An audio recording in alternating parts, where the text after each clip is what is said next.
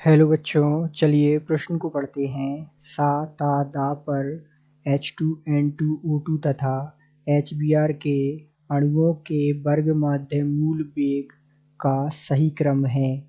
आपको विकल्प दिए हुए हैं। विकल्प ए है H2 > N2 > O2 > HBr। विकल्प बी है HBr > O2 > N2 > H2। विकल्प सी है HBr > H2 O2 N2। विकल्प डी है N2 O2 H2 HBr। तो आइए बच्चों, मुख्य अवधारणा को समझते हुए हम इस प्रश्न को हल करते हैं तथा विस्तार पूर्वक इस प्रश्न के संदर्भ को समझते हुए सही विकल्प का चुनाव करते हैं। तो चूंकि जैसा कि हम जानते हैं बी वर्ग माध्य मूल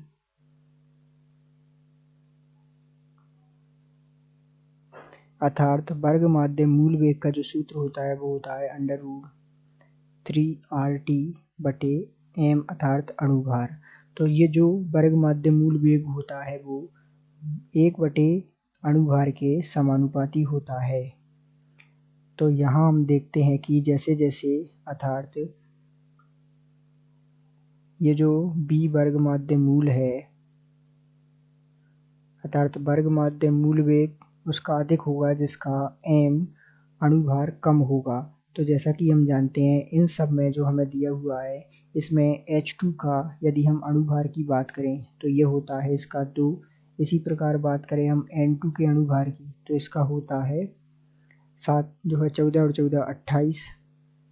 इसी प्रकार हम बात करें O2 के अणुभार की तो इसका होता है 16 और 16 32 अर्थात ये H2 का हो गया, ये O2 का अर्थात ये N2 का और ये जो है नीचे O2 का हमें मिल गया।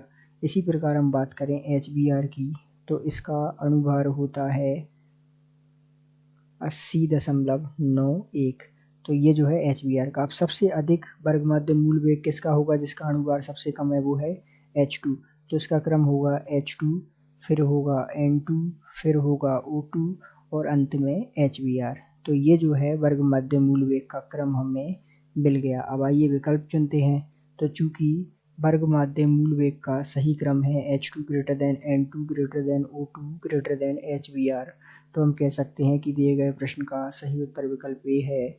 आशा करते हैं आपको समझ आया होगा। धन्यवाद।